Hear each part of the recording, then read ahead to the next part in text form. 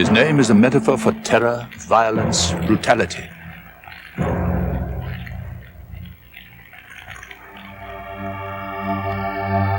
His onslaught against the downtrodden of London has rarely been equaled for savagery.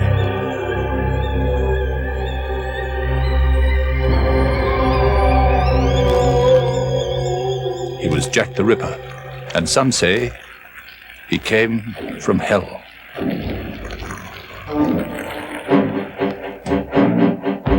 Beyond what is known lies an unexplored world of shadows and phantoms.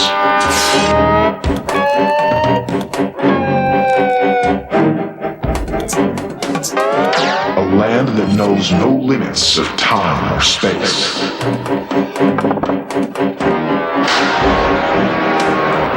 From the dawn of discovery to the nightfall of catastrophe.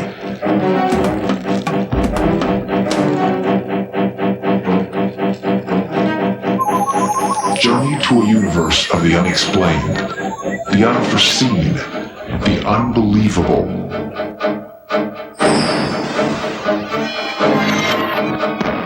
A place where myth and legend are law, superstition a science.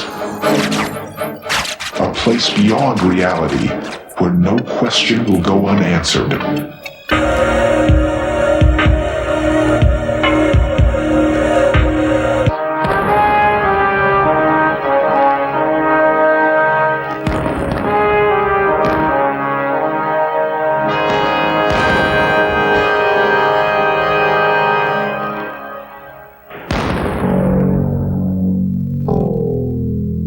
Time for our journey to begin.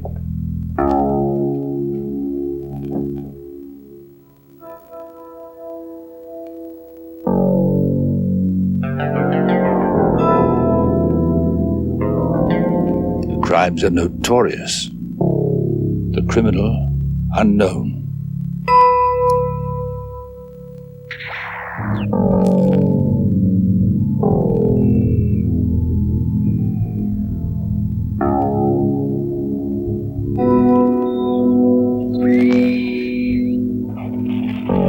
Our story takes place in two worlds, one of light, one of darkness.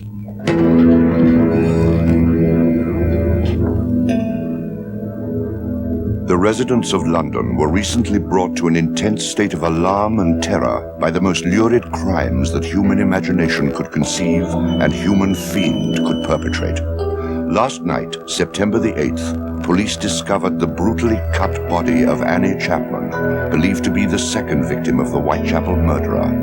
She was found in Hanbury Street, and she had been most terribly mutilated.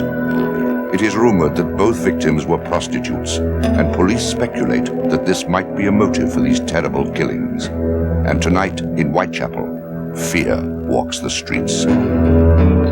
Frightened. Of course I'm frightened. I hope they hang the bloody bastards. Devil. Seems like the streets ain't safe for nobody these days. There's two of us he's already cut to shreds, and the peelers, they just sit on their hands. And I'll tell you something else. You can bet your boot that if this was happening to some toffee-nosed tarts up west, they'd have had him dangling from a rope before you could say knife. I walked over my grave. But the worst was to lie ahead.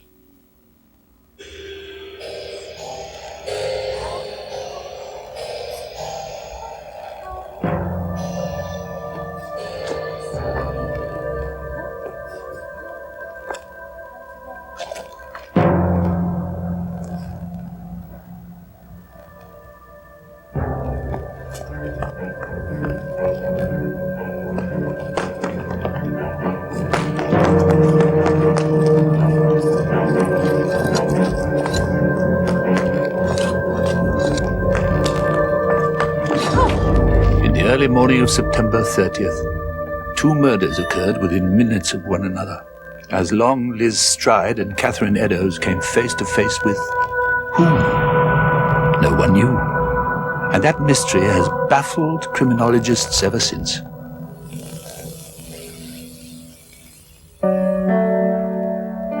One of the only pieces of evidence was this chalked message found immediately after the double killings above a blood-soaked fragment from poor Catherine Eddowes' clothes. This vital clue was destroyed by the express orders of the Chief of Police, Sir Charles Warren.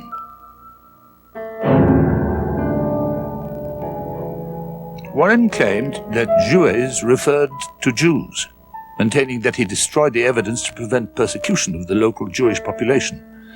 Why Warren refused to even allow a photographer to take a picture before rubbing out this message, no one knows.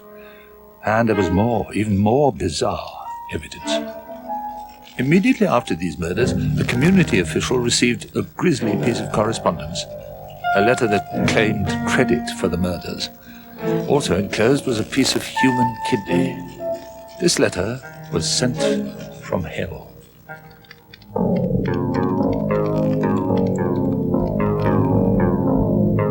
It was a puzzling 2-month interruption in the Ripper's ghastly work. But on November the 9th, he struck again.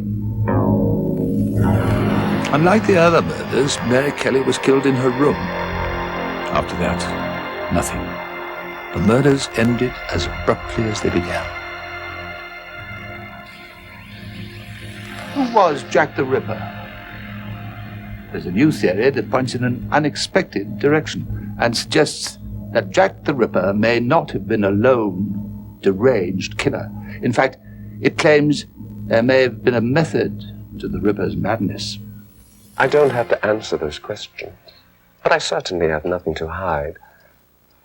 You say Jack the Ripper was a whole crowd of killers, and I was among them. My apologies. It's such an absurd notion. One of the most controversial theories about Jack the Ripper was presented in a book called Jack the Ripper, The Final Solution. The book's author was Stephen Knight, a BBC researcher acting on a tip from Scotland Yard. Mr. Knight has since died, but one of his fellow researchers is familiar with his rather fantastic theory. I think that Jack the Ripper was more than one man. I think he was John Netley, a coachman. I think he was William Withy Gull, a physician, and possibly one other person. The theory is that that other person could be Walter Zickert. There were 5 women prostitutes who lived in very squalid circumstances in the East End, and they were murdered either to silence them or to stop them blackmailing. The reason that they were blackmailing is that the last victim, Mary Jane Kelly, had been a witness to a wedding, and the wedding itself would have been utterly disapproved of by Queen Victoria, the reigning monarch, simply because the royal person who was married, or allegedly married at that time, was himself to be the following king, the king following Edward VII. His name was Albert, the Duke of Clarence, known as Eddie. To say he married beneath him would be understating it. He married, apparently, a woman of a very poor Catholic background. Had the marriage been recognised, had the child been recognised, the child would have been brought up in a Catholic faith. The throne of England would have had to have gone to a Catholic monarch and would have upset the establishment of Britain and possibly led to revolution. I don't think Jack the Ripper was just one person. According to the Stephen Knight theory, Jack the Ripper was 3 men working together. They travelled in a coach driven by John Netley. The murders were committed by the physician Gull, and it was Walter Zickert who enticed the victims to their doom. Was I involved in the killings? Of course not. Were Netley and Gull? How can I speak for them? Although perhaps that writing on the wall says more than it appears. What does the word jouet mean? Well, according to the Knight theory, an explanation may be found in Masonic law. Thousands of years ago, certain betrayers within the Masons were executed, their throats cut from left to right, exactly the way the Ripper victims were found millennia later. The 3 betrayers were called jouets. And according to Knight, two prominent Masons were Sir William Gull and Sir Charles Warren. Were the killings motivated by betrayal? Did the victims know each other? So, do I look like someone who believes extortion should be answered with murder? Those poor women. Who can say they even knew one another, much less conspired together?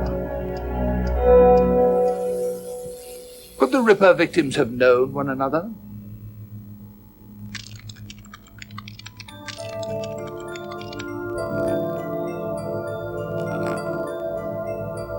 Annie Chapman and Liz Stride lived in the same building. Mary Nichols and Mary Kelly close nearby. Catherine Eddowes minutes away. They could easily have known one another. The blackmailers were Mary Kelly, Annie Chapman, Long Liz Stride, Mary Nichols. Ripper victims 1, 2, 3, and 5. Catherine Eddowes was number 4. Where does she fit in? Dear, dear, there seems to be a hole in this marvelous plot. Where does Catherine Eddowes fit in? Someone walked over my grave. I can use my name, ain't you? My name's Kath Eddowes. But I go by the name of Kelly now, since I live with my John. He's a lovely bloke. Regular gentleman he is, most of the time. Perhaps Catherine Eddowes was mistaken for Mary Kelly, and when the mistake was realized, the killer, or killers, returned one last time. The loose ends had been tidied up. There are many loose ends in Stephen Knight's theory as well. There are those who say it is too tidy, that they have evidence that points to another man called Jack the Ripper. Jack the Ripper, whoever he was, has most certainly passed on to that special place reserved for murderers. London, he knew, has changed. But fascination with his bloody deeds has remained constant. Today in London, Jack the Ripper has become a major tourist attraction. Catherine Eddowes was found here in the early morning of the 30th of September 1888. She was found just over here on the right-hand side, and she had the same fatal wounds as all the other victims. We know from the post-mortem that most definitely Jack the Ripper would have come up from behind, and with his right hand he would have placed it over the victim's mouth, and with the left hand cut their throat from right to left, from ear to ear, twice. Now these were very deep, and without doubt they caused the victim's death. He would then cut them from the throat down to the lower abdomen and disembowel them. But with Catherine Eddowes, he didn't stop there. I want to go back and be able to tell everybody what I saw and what I heard, and give them a little more information about Jack the Ripper. It is fascinating. So repulsive and gory. It's just very interesting. I think Jack the Ripper is probably the most fascinating historical murderer that we have. And because no one's ever been caught, that's even more fascinating. I think Jack the Ripper, everybody, no matter what age, knows about him or her. Jack the Ripper, I believe, touches a nerve that we can all recognize. If any one of us ever, at any occasion, said, I would like to kill him or her or them, then I think we can recognize who Jack the Ripper really was and is. He's all of us.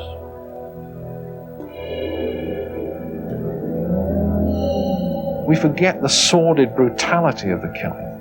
And Jack the Ripper is now becoming like Dracula. He's becoming sort of like Robin Hood. He's now more fiction than fact, and he's moving more and more away from the reality. My purpose was to sort of push us back to the reality, because there is still time to get evidence. We're still near enough to be able to perhaps find things which may be lost in just a few years. Donald Rumbelow has had 20 years' experience on the London police force. He has used his background to study the murders, and he discounts the conspiracy theory of Stephen Knight. Stephen's theory is a very interesting one, but it is nonsense. When you look at his book, you find it sort of very skillfully put together. It's very convincing. But you will find, for instance, when you dissect it, that chapter 1, he begins by saying, let us suppose that. And on that supposition, he builds a fact. So at the end of the book, you have got a very convincing portrayal and a very convincing argument of the great Freemason conspiracy, of the marriage of the Duke of Clarence, of the involvement of Sir William Gull, and of the painter Walter Sickert. But it is nonsense. The whole thing is nonsense. Perhaps it should be left to Joseph Sickert himself, who collaborated with Knight on the story initially. After Knight's book was published, Sickert denied, 2 years later, Sickert denied the whole story and said that he had made it up. It's nonsense. And it is a piece of fiction, and that's how, quite frankly, the Clarence theory should be treated, as a piece of fiction. Donald Rumbelow believes a more persuasive case can be built against this man, Montague Druitt, a member of the upper classes who coincidentally committed suicide a few weeks after the last murder. But nobody can say for certain. Well, it seems that now we're back at the beginning. Still, there are facts that can guide us towards uncovering this murderer. We must just think carefully about what we've already heard and draw our own conclusions.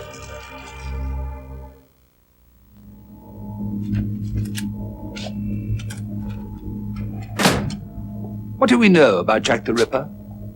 That he seemed to hate prostitutes with an insanely violent passion. That he took an obscene pride in his work. That his identity remains unknown, confounding even the cleverest theorists. He came out of the darkness 100 years ago. He killed in darkness. And he vanished in darkness. The figure of shadow, the figure of mystery.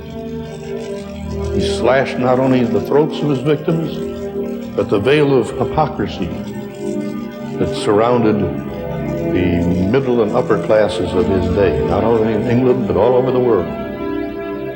With that knife, he penetrated the deepest secrets of our own being. And we recall him as Jack the Ripper. Time has not answered several key questions. Why did the Ripper only kill prostitutes? And who wrote the Jouet message? And what does it mean? And why did the killing stop after Mary Kelly? Then there's the confession that Walter Sickert allegedly made to his son. Were those words ever uttered? Like all of London, I was quite relieved when the murder ceased. When I no longer had to hear those cries for help. Those cries for all witnesses to step forward. If I knew anything, and I kept silent, then I would be well and truly damned.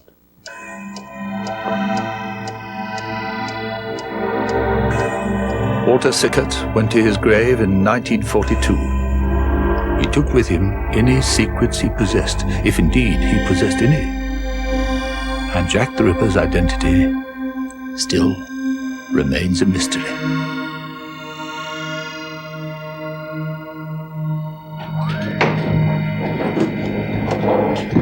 No matter who or what Jack the Ripper was, he stands as an object lesson.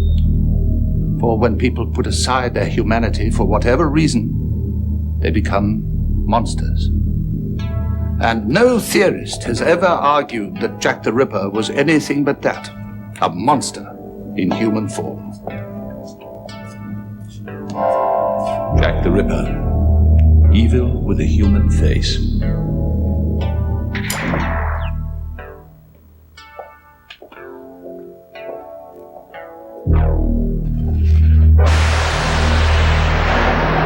Secrets and Mysteries presents information based in part on theories and opinions, some of which are controversial. The producer's purpose is not to validate any side of an issue, but through the use of actualities and dramatic recreation, relate a possible answer, but not the only answer, to this material.